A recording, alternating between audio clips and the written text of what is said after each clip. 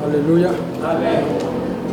Ndashima ubuntu bwayo amagaza ubuntu bw'Imana bukomeye cyane.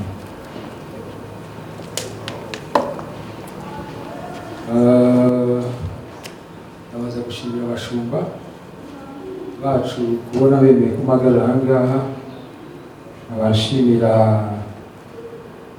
abayobozi b'urubyiruko ubwo uyu munsi bahisemo ko ari igihe turi buze kuganira ijambo ry'Imana. Nabashimira na Korali Cornerstone uburyo biratera imbere, uburyo iramyamo ubuntu bw'Imana. Imana ikomeze kubagura no kubaha umugisha.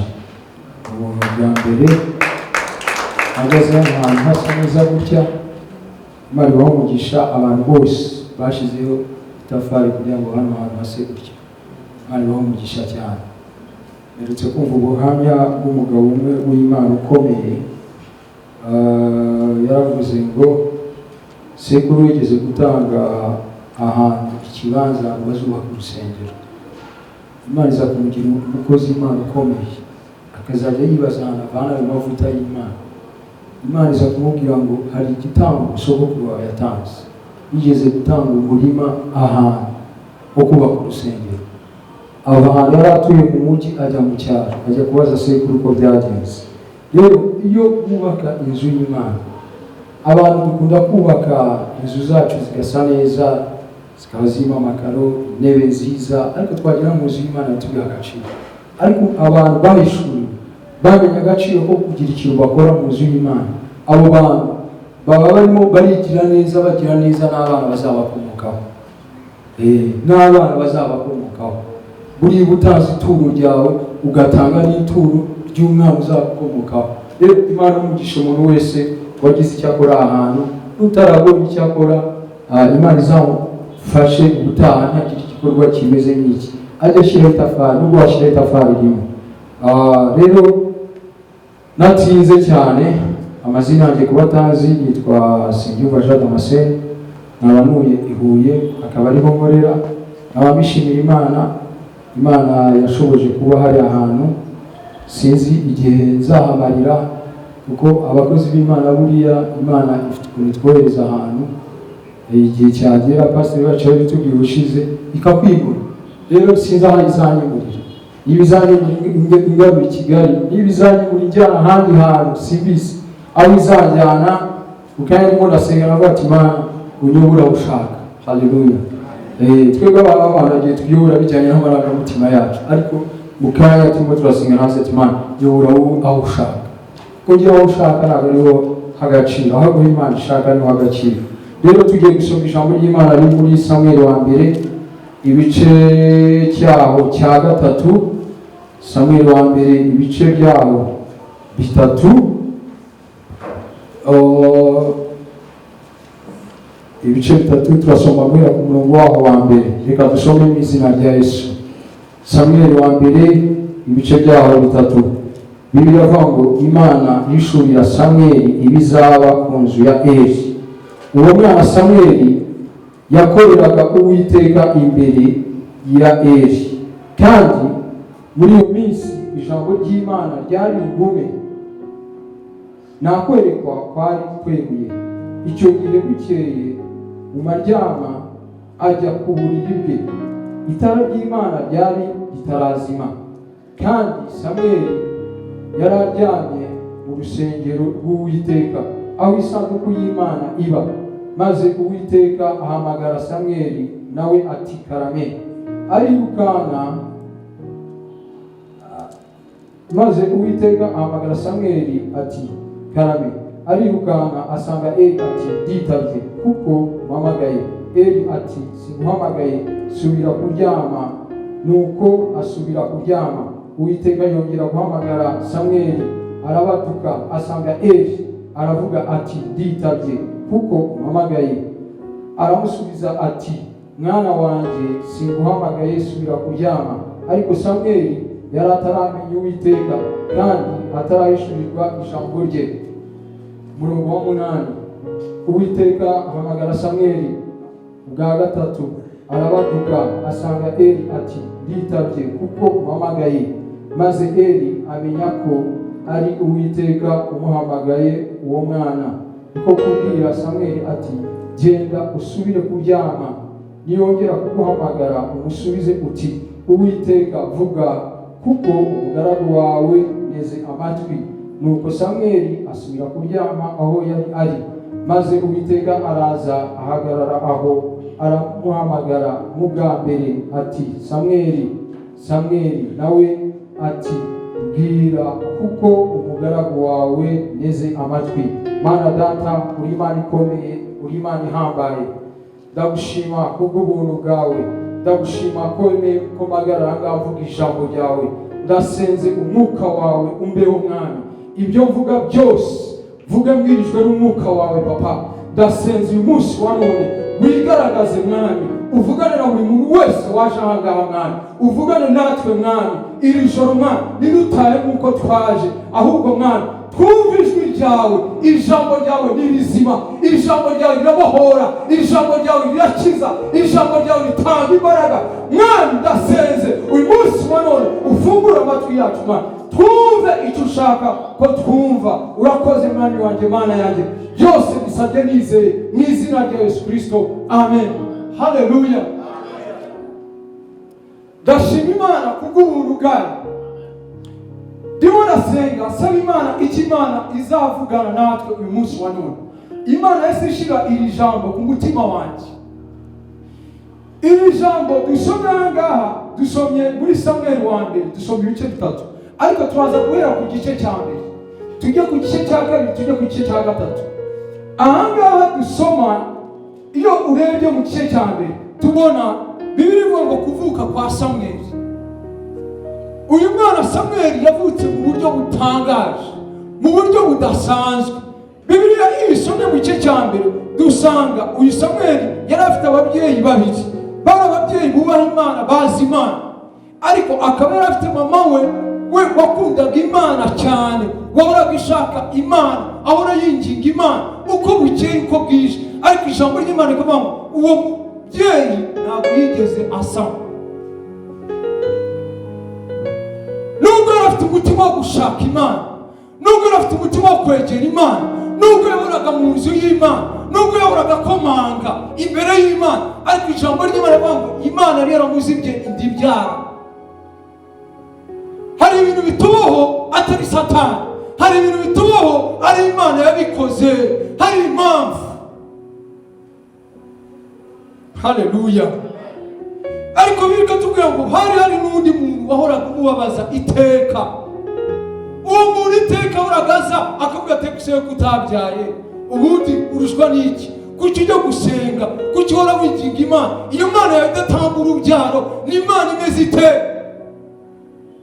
Ariko uyu mudamu biravuga ngo ntabwo yaracitse intege. Uko umwaka washiraga yajyaga i Shilo akajya gushaka Imana, akajya kurira Imana, agahora atakambira Imana. Ntabwo Bibiliya igaragaza neza imyaka yamaze i Shilo ajya ku musozi w'Imana gushaka Imana. Ariko ngiye kuvuga ibi abantu batatu tubona bababajwe cyane. Reka mbabwire, Imana igiye kuzakora ikintu kizatuma abantu batangara, abantu bagira ubwoba, abantu bakorwa ku mutima.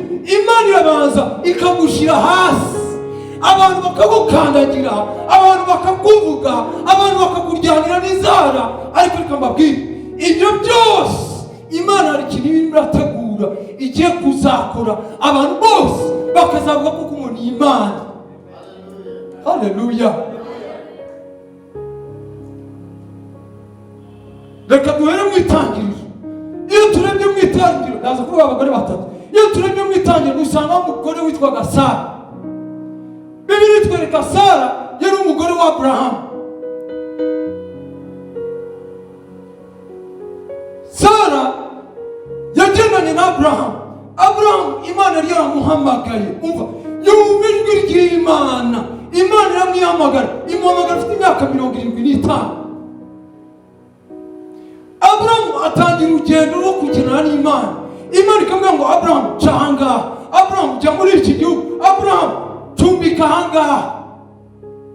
ariko biravuga ngo Sara yari yarabyuze urubyaro. Aburahamu na Sara barababazwa. Kubabazwa kwabo n'ahandi kwari kubura urubyaro. Bari bafite ubutunzi. Biravuga ngo yari afite ubutunzi bwinshi. Aburahamu yari afite ubutunzi. Ahantu hose yagiraga wagira ngo yari afite sumaku ikurura ubutunzi. Ahantu yagiraga yabonaga ubutunzi. Igihugu yagiraga ubutunzi bwaramwizaniraga. Ariko biravuga ngo Sara yarabuze urubyaro.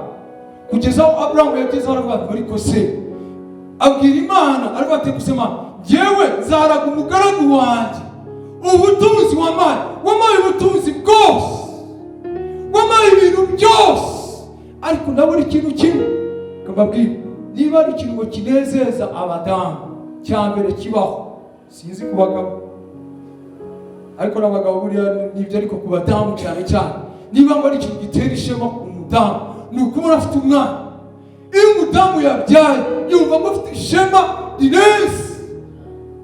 Sara rero Imana iramuhaye ibintu byose, imuha abashakazi, imuha umugabo umukunda, ariko biravuga ngo abura urubyaro.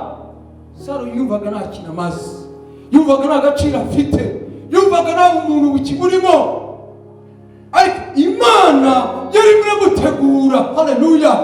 Imana yari irategura umwana azabyara, umwana uzakomoka kuri Aburahamu, umwana uzaba sekuruza w'amahanga. Haleluya! Reka mbabwire wa Kristo bavandimwe muri aha ngaha, sinzi ibintu mwe muranyuramo bibababaza, ibintu mwe muranyuramo bibacisha bugufi, ariko reka mbabwire gucishwa bugufi kwanyu, kubabazwa kwanyu, igihe kizagira Imana ibazamure by'iteka. Haleluya! By'iteka. Uva kubabazwa kw'igihe kirekire kuvamo kukuzwa kw'iteka ryose. Abadamu ndimo ndababwira batatu ibintu Imana yabakoreye ibintu byatumye bavugwa n'isi yose, kugeza n'uyu munsi turacyabavuga. Haleluya! Icyambu ukababazwa igihe kirekire, ariko ugakomeza ukihangana, ugakomeza ukabibamo, ugakomeza ukegera Imana, ugakomeza ugashaka Imana, ugakomeza ugakomanga kugeza igihe Imana izaguha kwishima by'iteka. Haleluya! Imana yahaye umubyeyi Sara imuha umwana amwita Isaka. Haleluya! amwita umwana useka, umwana usekeje, umwana ugiye gutuma nishima, umwana ugiye gutuma nanjye nishima. Biravuga ngo yamubonye afite imyaka 90, Aburahamu afite imyaka 100. Haleluya! afite imyaka 100. Iyo dusomye muri Luka ibice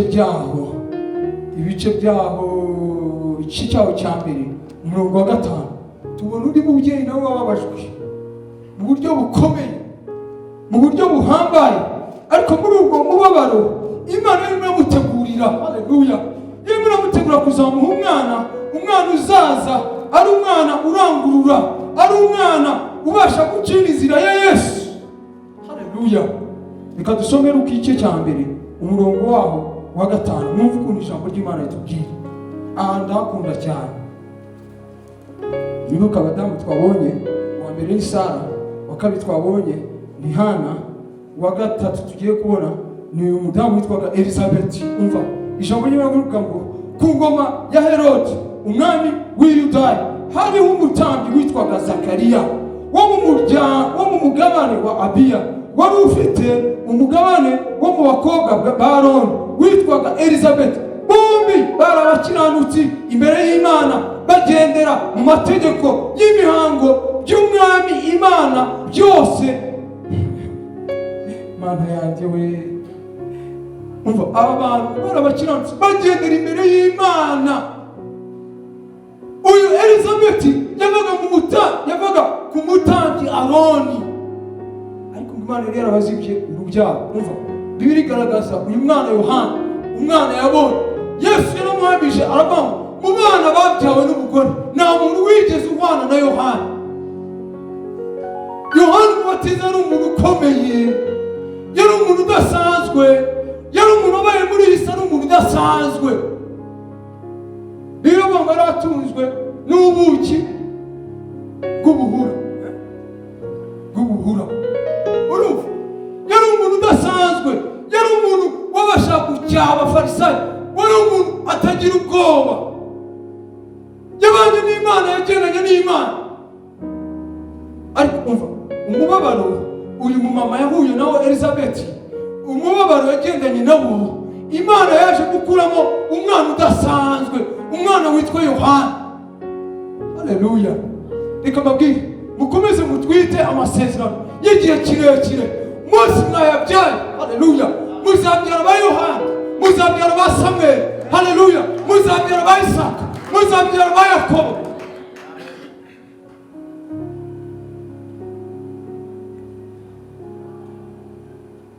Murashaka kubyara abana b'abahungu batavugwa.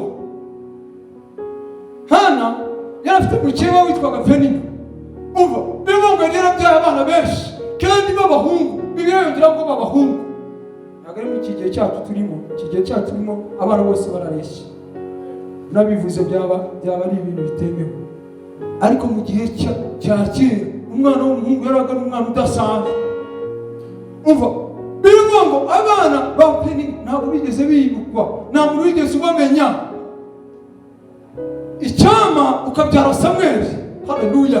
Icyama Imana ikaguha umwana witwa Samweli. Samweli yajyaga imbere y'Abisiraheli amaze gusaza, yuzuye umwuka wera, yuzuye imbaraga z'Imana, yuzuye ubwiza bw'Imana. Ahagarara imbere y'Abisiraheli akavuga, nimba hari umuntu nakosheje, nimba hari umuntu nakoreye icyaha, ahagarara imbere abimamye akabura umuntu n'umwe. Muri iki gihe cya none niwe mushumba wapfa guhagarara imbere y'abantu akavuga ngo niba nakosa nakoze. Uretse umushumba, Imana ibabare sivuga abashumba, umuyobozi wa korali niwe muyobozi wa korali wahagarara imbere y'abantu akavuga ngo nimba nakosa nakoze. Nari hagira uhagarara ahangaha ageze mu zabukuru. Mu minsi yashize nariguye ndavuga numva nifuje ibintu bikomeye. Nabonye umusaza afite imyaka 76 yitwa Mahoro y'Imana, benshi bahangaha abanyaruguru baramuzi. Yarabwirizaga agasimbuka, ndavuga Mana we uratangaje. Afite imyaka 76 yavuze ubutumwa, ndavuga Mana we ubu koko umuntu umubye hafi kabiri, ubu nanjye zagira kuri ya myaka yivuga ubutumwa bwiza. Numva ngize ishaka. Umva, ba Samweli bavuze ubutumwa kugeza aho abasaza bagahagarara imbere y'abantu bakavuga ngo niba rwananyaze itungo naze. Ariko muri iyi minsi ya none hari abantu bavuga ngo mwumva ibyo mvuga ariko nimurebe ibyo nkora. Imana ibatabare, Imana ibatabare, Imana itabara abo bantu. Abantu b'iki gihe bashaka twumva ibyo bavuga, ntabwo bashaka ko tureba ibikorwa. Ariko nashaka kubabwira ngo Yesu yaraje mu isi, dore we yigishije abantu ku bikorwa gusa, apana amagambo gusa. Ibikorwa. Yagendanye n'intumwa ze imyaka 3, zireba ibyo akora, zireba ibyo avuga, ziramureba, zihinduka we.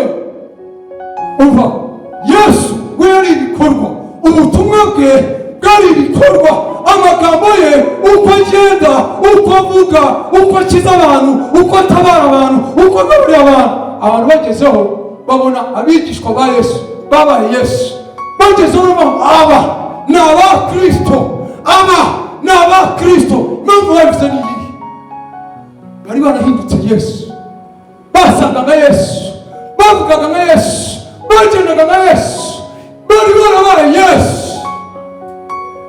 Vuga ubutumwa b'iki gihe turashaka tuvuge, twe gukora. Imana dutabare, Imana dutabare, abaririmba Imana batabare, abavuga ubutumwa Imana dutabare. Twisubire ku butumwa bwacu. Igice cya 2 muri Samweli wa mbere tubona uyu mudamu arimo arashima Imana, haleluya. Atangira kuramya Imana, ibyiza Imana yamukoreye, atangira kuvuga mu ndimi, haleluya. Arimo arasaba Imana, yabanje asenga mu mwuka, atangira kuvuga mu ndimi. Umutambyi utangiye gusaza aramureba aramubwira, ariko we uzageza he n'isindwe ryawe? Uzageza hehe? uyu mumama yatangiye aramya Imana, avuga mu ndimi, yiginga Imana, asaba Imana, avuga ati mu mwana, atangira gukomanya iminwa, avuga ngo Mana ndashaka umwana. Imana imaze kumumuha, umva mu bice byaho bibiri tubona uyu mudamu arimo arashima Imana, atangira guhimbaza Imana. Icyama nawe ibyo Imana yagukoreye byose ugatangira kuyishima. Kababwira niba ari ikintu kibagiranye muri iyi minsi ya none, ni ugushima Imana. Gushima Imana ni ikintu gikomeye cyane. Yesu yigeze gukiza ababembe 10. Muri abo babembe 10 yabonye umwe gusa, umwe niwe wahindukiye araza areba Yesu, amwikubita imbere, aramushima. Yesu aramaze ngo ese baba ni muri kumwe bagiye he? Abantu bibagiwe gushima.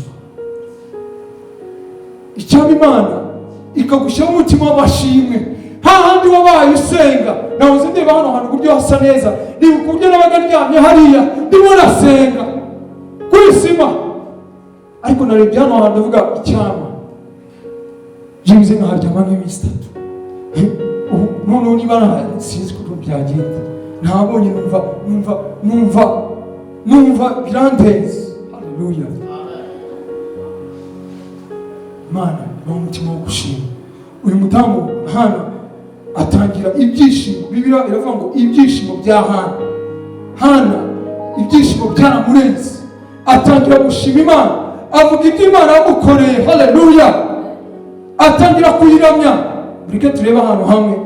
Hana Samuel wa mbere ibice byaho bibiri umurongo waho wa 6. Mwumva ukuntu yavuze. Yaravuze ngo Uwiteka arica agakiza, ashira ikuzimu kandi agakurayo. Uwiteka arakenesha agakenura, acisha bugufi agashira hejuru. Haleluya. Hana yibutse uburyo Imana yamucishije bugufi, yaramushize hasi y'abaja. Aba ngo Mana we ucisha bugufi, ariko warangiza ugashira hejuru. Haleluya. Abantu bari hano bacishijwe bugufi, Imana ibashire hejuru mu izina rya Yesu. Imana ibashire hejuru. Abantu bacishijwe bugufi, Imana nibazamure kubw'ubuntu bwayo. Haleluya. Hana arayiramya, aravuga ngo ni wowe Imana. Hari abantu bashira hejuru. Mwabizi ko n'abantu bajya bashira abantu hejuru. Hari abantu bashira abantu hejuru, barakuzamura, bakomeza bakuzamura, barangiza ikintu bakora barakurekura bakakwitaza. Ikiba murakizi ukabastinga mu cyaro cyo guturika. Iko abantu bakora. Iyo abantu bagushize hejuru barakuzamura baza bakakurekura bakakwitaza ukagwa. Ariko mva uyu Hana yishuriwe aba Uwiteka. Haleluya. Niyo ushira hejuru. Haleluya. Ushira kuzimu kandi ugakurayo. Imana nishira umuntu hasi. Umva iki kintu kirimo ishurwa rikomeye cyane. Mucyumve, mufungure amatwi mwumve. Abantu bashira abantu hejuru, ariko Imana yo ibyo gushira hejuru ntabwo ariko ibikora. Irabanza ikagushira kuzimu. Iki kintu mucyumve neza, uburyo ibintu by'Imana bitandukanye n'iby'abantu. Imana igushira hasi ikagushira kuzimu, abantu batakubona ikagushira kuzimu, ariko yarangiza ikaba ari kukurayo, ikakuzamura, igashira ihembe ryawe hejuru. Haleluya. Ibi ni byakoreye Dawidi. Imana yabanje gushira hasi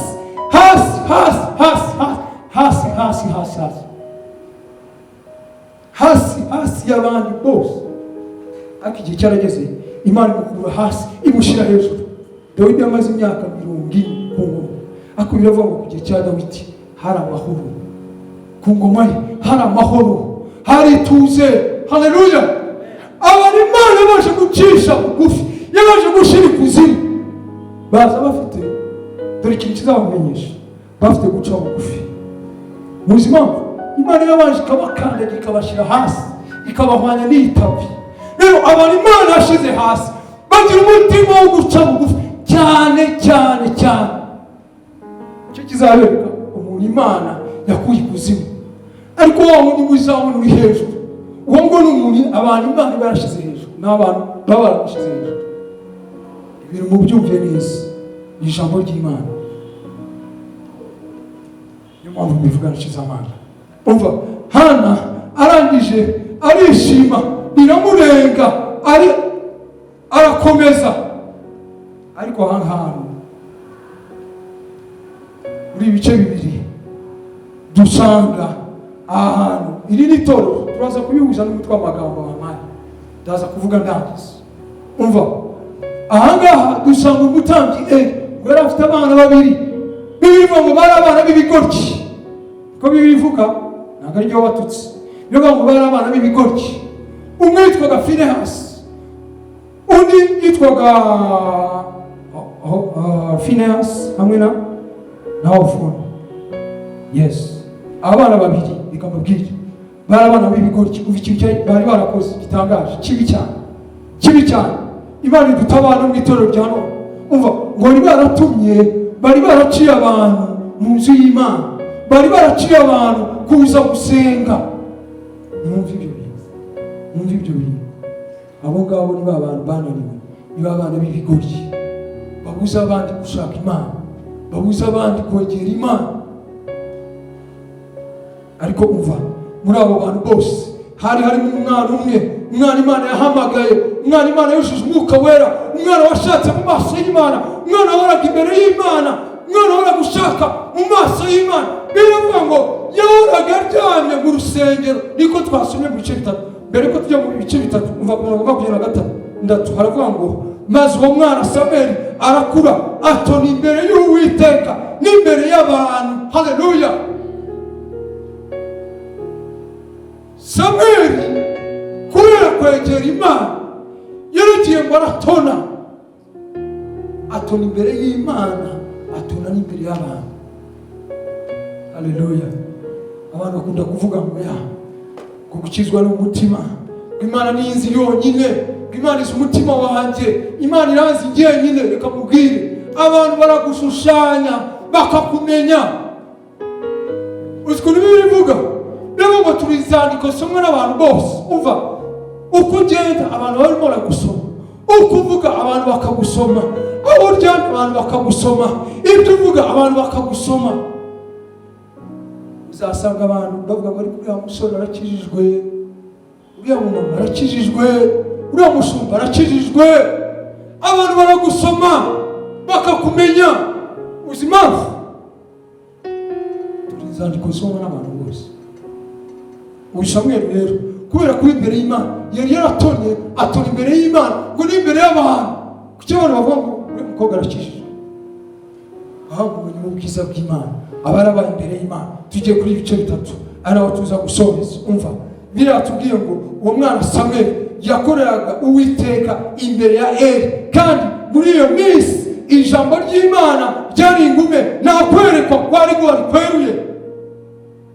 Ahantu hanangaje cyane, hanangaje muri iyi minsi ya none. Mwaye muzi ko nta kwerekwa kweruye guhari. Iri toro ryo mu gihe cya Samweli rimeze nko mu gihe cya none. Niba ari Covid yatumye abantu bahugira mu bintu, abantu bakihugiraho, abantu bakiba banyamugendaho. Muri iyi minsi ya none nta kwerekwa kweruye, ariko hari abana bagiye baba imbere y'Imana, bagiye bashaka Imana, bagiye baba hafi y'Imana, bagiye baba mu rusengero rw'Imana. Biratubwira ngo Samweli yahoraga mu rusengero rw'Imana. Kirundi Imana iteka ryose, Imana ihora ishakira umuntu iteka ryose. Muzasome birabura mu Itangiriro kugeza mu Byashyuwe, muzasanga Imana yagiye ishaka umuntu ukanuye, umuntu ufite amatwi yumva, umuntu ukibona kwerekwa kw'Imana. Mu gihe abandi batacyumva ijwi ry'Imana wabasha kuryumva, mu gihe abandi batakibasha kubona Imana wabasha kubona Imana. Haleluya! uyu Samweli rero biritubwira neza ngo uwo mwana Samweli yakuriraga Uwiteka imbere ya Eli, kandi muri iyo minsi ijambo ry'Imana ryari ingume, nakwereka ko hari guhari kweruye. Icyo gihe Eli yaratangiye guhuma, abakozi b'Imana bahumye batakibona. Burya reka mbabwire, hari uguhuma uburyo bubiri: uguhuma kw'amaso yanga tubona mu mubiri, ariko no guhuma ko mu mwuka. Hari abantu bahumye mu mwuka batagikura, mu mwuka bapfuye, bakeneye ububyutsi, bakeneye ubuntu bw'Imana, bakeneye kongera kuba imbere y'Imana, bakeneye kongera kurambara imbere y'Imana, bagashaka Imana, Imana ikongera ikabasukaho amavuta, ikongera ikabasukaho ubwiza bwayo, bakongera bagahumuka, bakongera kumva Imana. Haleluya! Bakumva Imana, bakumva ijwi ry'Imana. Tugiye gusoza, dukeneye kongera kuba imbere y'Imana, dukeneye kongera kuba hafi y'Imana, dukeneye kongera gushaka Imana, tukarambarira imbere y'Imana nk'uko Samweli yajyaga aryama imbere y'Imana, yajyaga aryama imbere y'Imana akumva icyo Imana ivugana nawe. Haleluya! Soza amagambo makeya, umutwe w'amagambo bari bamaye ngiye kuwuhuza n'ibintu twaganiriyeho. Wavugaga ngo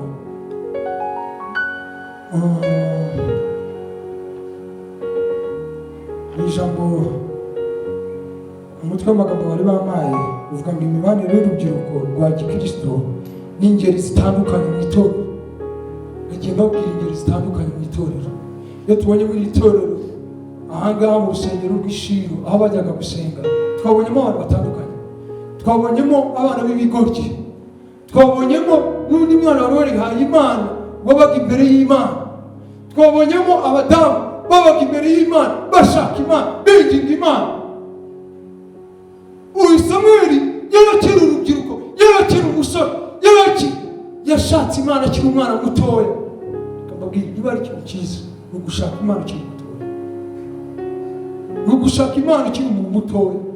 Ndibuka amasaha najyaga mfata yo gusenga, hari ibintu kera twajyaga tugira ngo byo gusenga no stop, ugasenga udahagarika. Hari igihe ngeze gusenga amasaha 5 n'igice no stop, ukavuga ugatogota, ukavuga mu ndimi, ukavuga mu Kinyarwanda, ugasenga. Ibyo bihe nabagamo nkareba n'ubu ngubu bavuga ati imyaka se imirangira koko, ariko reka mbabwire, nutabikora muri iki gihe ukingana nk'uko ngubu ukiri urubyiruko, hari igihe kizagera mubashe gutogota, niko tubyita twebwe. Ugasenga kumva urimo urasenga, mubikore ugifite umwana. Umara kugira imyaka 80, 80, 50, hari umugabo dukorana nawe yigeze kumbwira, arambwira ati ureka mubwire rero, ati uri ugejeje imyaka 45 uhita wumva ngo mu mubiri ngo hari ikintu gisa n'ikije kikagukubita, ngo hari ikintu gusa mu mubiri, uva ndikaza ndavuga ye nanjye ningigezamo icyo kintu kizambaho. Urumva abakristo bavanye mu basore yanenge ubwoba, ntarikaza we icyo kintu kimeze gute, numva nanjye kugira ubwoba.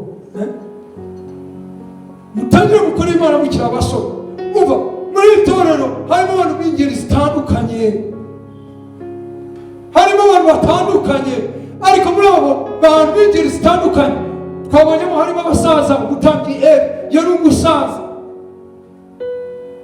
Samweli yari akiri mutoya, bari abadamu bari bakuze, ariko Samweli ibyo byose we yakomeza kuba imbere y'Imana, yakomeza kwegera Imana. Ariko twasoma ijambo rimwe rikomeye ryavuze ngo Samweli atona imbere y'abantu n'Imana. Mwa rubyiruko ruri ahangaha, mutona imbere y'Imana n'abantu. Baravuga ngo ngiye ngo natona imbere y'Imana gusa, imbere y'abantu byo nta kintu bimbwiye, bavuga uko bavuga, bakora ibyo bakora, ariko ngewe Imana izi umutima wanjye. Oya, n'abantu barimo barakureba. Haleluya! Rero imibanire yacu, imibanire y'urubyiruko rwa Gikristo n'ingeri zitandukanye hano mu itorero cyangwa no mu yandi matorero, ndashaka kubabwira ngo ikintu cya mbere kizadushoboza kugira ngo tuve abasore b'icyitegererezo, abasore dushimwa n'abantu n'Imana, abasore buzuye umwuka wera. Nta rindi banga, ni ibanga ryo kuguma imbere y'Imana. Samweli iryo banga yarutishije abandi. Samweli ngiye kubabwira ikintu kimwe, buriya ntabwo yavaga mu bwoko bw'abatambyi, oya. Abangaba Hofuni na Finehasi bari abana b'umutambyi Eli. Abangaba bavaga ku mutambyi, bari abatambyi batoranijwe bavuye mu bwoko bwa Lewi. Ariko Samweli ni Imana yitoranyirije. Nkuko nawe uri hano mu rusengero, wari uzi ko kuba wicaye hamwe Imana yagutoranyije? Kuba waje kwicara hano mu rusengero, nyuma y'uko Imana yagutoranyije. Dore ibanga rizadushoboza kugira ngo tugirane imibanire n'abantu b'ingeri zose. Ni ukuba imbere y'Imana, ni ukuba imbere y'Imana, ni ukuba mu rusengero rw'Imana, ni ukuba hafi y'Imana, ni ugushaka amaso y'Imana. Imana izakomeza ibane natwe kandi Imana izakomeza iduhe umugisha. Reka duhaguruke dusenge kandi Imana ibahe umugisha. Imana yakoze kuba yabasha kubashoboza mukabasha kuba ahangaha. Reka dusenge, tujye gusenga muri ubu buryo. Tujye gusenga tuvuga ati Mana, ongera gufungura amaso. Mana, ongera gufungura amaso. Mana, ongera gufungura amatwi. Mana, ongera ufungura imitima yacu tukumve, kuko muri iki gihe cya none nta buhanuzi bweruye turimo turabona, ariko turashaka kudufungura, turashaka kukumva, turashaka ko tukubona. Reka dusenge. Mana data, Mana ikomeye, uri Imana ihambaye, uri Jehova Jire, uri Jehova Nisi, uri Jehova Kadeshi, uri Jehova Adonai. Yesu turasenze Mwami, ongera Mwami uduhindure ibiremwa bisha, utwuzuze Mwuka Wera, twuzuze imbaraga zawe Papa. Shanarabashikatarabashondoriaba. Turasenze Mwami, wongere Mwami muri misi ya none abari baracishijwe bugufi, wongere ubahembure, wongere ubazamure. Ijambo ryawe ryatubwiye Mwami, ni wowe ukenesha, ni wowe ukenura, ni wowe ushyira ikuzimu, ni wowe ukurayo. Turasenze Mwami, wari warashize ikuzimu, wongere ubazamure Mwami, wongere ubazamure Yesu, wongere ubazamure Yesu. Urubyiruko rwari rwarashyizwe ikuzimu, wongere ubazamure Yesu. Abashumba bari baracishijwe bugufi, wongere ubazamure Yesu. Itorero ryacu ryari ryacishijwe bugufi, wongere ubazamure Yesu. Turasenze Mwami, wowe wari wakora Mwami. Byose tubisabye twizeye mu izina rya Yesu Kristo, amen. Shalom. Mwari wamugisha. Yesu rero nicyo atumariye. Tumubwiye ngo ahanagize intege nkeya, ariko ndashaka kumendera umunyembaraga bitabyumva cyane. Imana tuduhanumisha cyane. Gahunda yacu rero y'uno munsi tunejejwe n'Imana cyane kubera ko yabanye natwe cyane, munyemerere cyane abantu mwabaye muri iri teraniro. Tuzamura ibiganza byacu duhereye Yesu icyubahiro kubera ko yadushoboje kuba muri iri teraniro. Imana ihabwe icyubahiro cyane. Gahunda y'uno munsi rero ngiye kuba yangereka mbenye icumbi hano, ariko tugiye gusaba n'ubundi pasiteri n'ubundi atambuka, n'ubundi adusoreze iyi gahunda, n'ubundi adusabira umugisha. Bari n'amatangazo afite, aratugezaho amatangazo. Imana imumugisha cyane. Karibu. Dushimiye mwebwe mwese mwabaye hano muri iki gitaramo cy'urubyiruko cyangwa se amasengesho y'urubyiruko. Ariko nubwo mugani bahise urubyiruko, natwe turahari, tumuhumure, turi kumwe namwe. Kandi dushimiye by'umwihariko umwigisha wacu uyu munsi watugaburiye neza. Imana imugisha. Dushimiye n'abaririmbyi badufashije gususuruka no guhimbaza Imana, n'abacuranzi. Buri wese kubw'umwanya we yigomwe kubera inyungu z'Imana muri we, abiherwa umugisha yumvaga yifuzaga. Turakwinginze kugendane natwe, ubane natwe, ukomeze kutuba hafi no kudufasha. Dusenge gahunda ku cyumweru uzayibemo kandi uzayikoriremo, izagenda uko watekereje n'uko wagambiriye. Kandi kuwa kabiri turagutumiye uzaze ubane natwe, uzaze ubane natwe, utwuzuza imbaraga zawe, twuzuze Mwuka wawe Wera, twuzuze gukora no gukomera kwawe. Kandi abashyitsi twatumiye bazaze ubashoboze gukora icyo tubatumirira kudufasha mu murimo wawe. Umugisha buri wese rero ku bwa gahunda y'uyu munsi, kandi tugendane nawe uko bugiye uko bwije, utuvane mu bwiza utujyana mu bundi butugambira kuba bwiza. Kandi uko bugiye uko bwije uduhe gukura mu buryo butuma tubara iminsi yacu, mu buryo butuma dutunga imitima y'ubwenge, kandi dushoboze kuba ibitambo rwose bizima byera bishimwa nawe kandi bitunganye.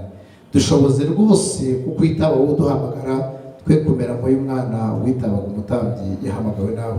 Tubashisha gukora ibyo ushaka n'ibishima mu izina rya Data twese n'iry'Umwana n'iry'Umwuka wera. Amen. Ubuntu bw'Umwami wacu Yesu Kristo n'urukundo rw'Imana gusangira Umwuka wera bana natwe twese na bene Data bose muri ibihe bidashira. Amen. Imana ibahe. Reka mbasabe turamukanye twese ko twateranye, twifuzanye umugoroba mwiza na weekend nziza. Imana ibahe.